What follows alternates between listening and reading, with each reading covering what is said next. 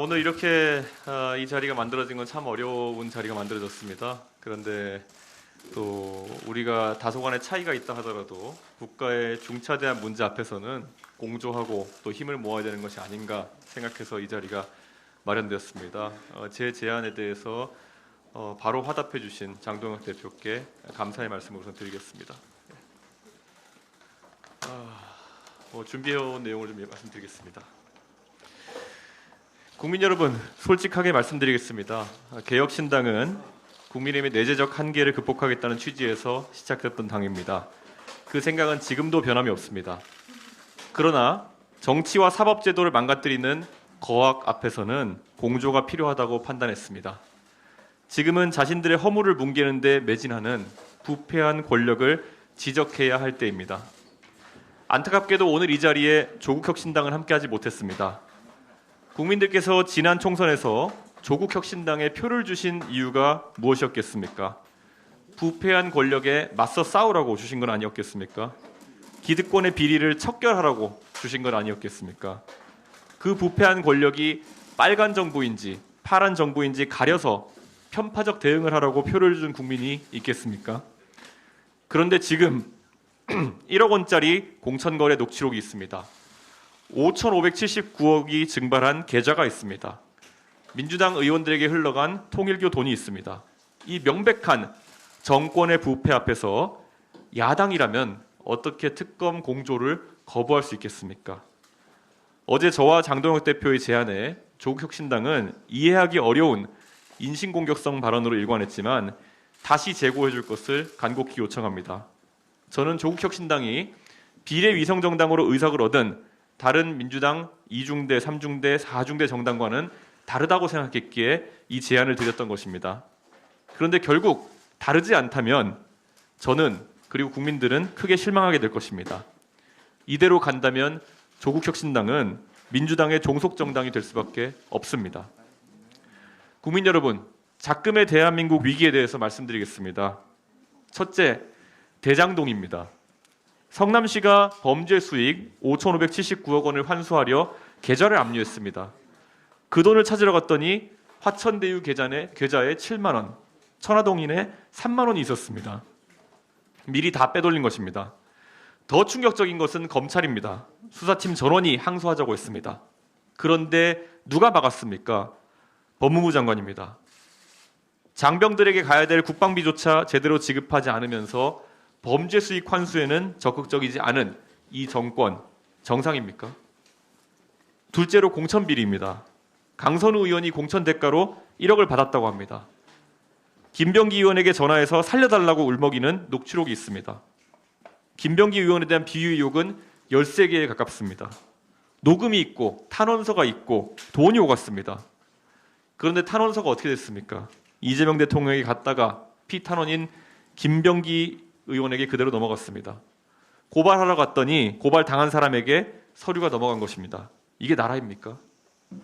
세 번째는 통일교입니다. 윤영호 전 본부장이 민주당 전현직 의원들에게 수천만 원을 전달했다고 진술했는데 민중기 특검은 여권의 의혹을 인지하고도 수사하지 않았습니다.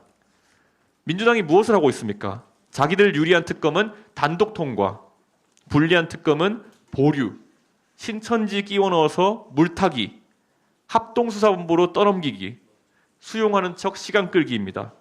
특검 칼날이 자기들 향할까 봐 두려운 것입니다. 5,579억 어디로 갔습니까? 탄원선 어디로 갔습니까? 통일교가 정치인에게 건넨 돈 어디로 갔습니까? 모두 권력의 방패 뒤로 숨었습니다. 국민만 바보가 된 것입니다. 이제 시간이 없습니다. 통일교 로비 의혹도 공소시효가 다다랐습니다. 대장동 돈은 해외로 빠져나갈 겁니다. 그래서 그들이 시간을 끄는 겁니다. 국민 여러분이 잊기를 기다리는 것입니다. 우리가 잊으면 그들이 이깁니다. 장동혁 대표님께 제안 드립니다. 오늘 국민 앞에 약속했으면 좋겠습니다. 김병기, 강선우 특검, 그리고 제3자 추천 방식의 통일교 특검, 대장동 검찰 항소, 포기 경위 규명, 이 세 가지를 반드시 함께 추진합시다. 누가 진짜 야당인지, 누가 부패한 권력의 편인지 국민들께서 판단해 주실 겁니다. 그리고 대장동 일당의 마지막 1원까지 수단과 방법을 가리지 않고 환수해서 국민의 품으로 돌려드리는 그날까지 그리고 부정한 정치 자금을 수수한 자들이 합당한 수사와 처벌을 받을 때까지 국민과 함께 싸우겠습니다.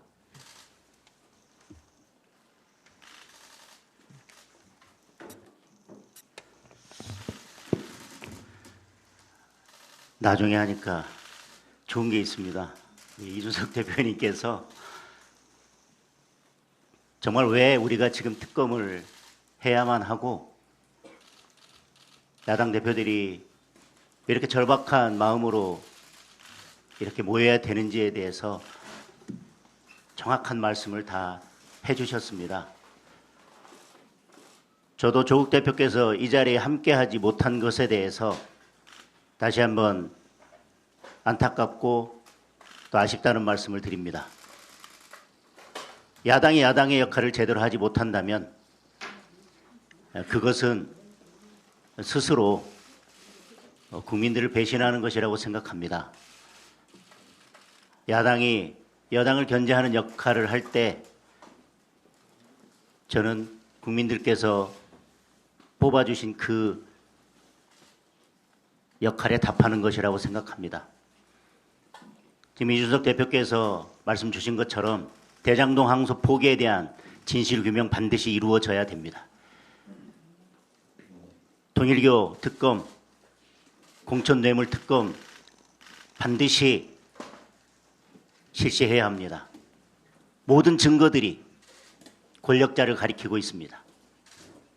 그런데 지금 더불어민주당은 살아있는 권력에 대한 특검은 눈 감고 이미 죽은 권력에 대한 부관참시 특검만 계속 추진하고 있습니다.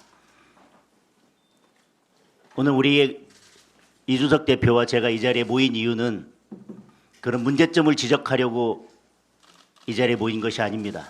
이번에는 반드시 대장동 항소 포기, 통일교 특검, 그리고 공천뇌물 특검을 반드시 이뤄내야 됩니다. 이번만큼은 반드시 그걸 이뤄내겠다는 그런 결기를 가지고 그리고 꼭 이뤄내기 위해서 이 자리에 모였습니다. 먼저 그런 결기를 보여주신 이준석 대표님께 감사드리고 오늘 이 자리가 반드시 결실을 만들어내는 그런 자리가 되었으면 좋겠습니다. 이상입니다.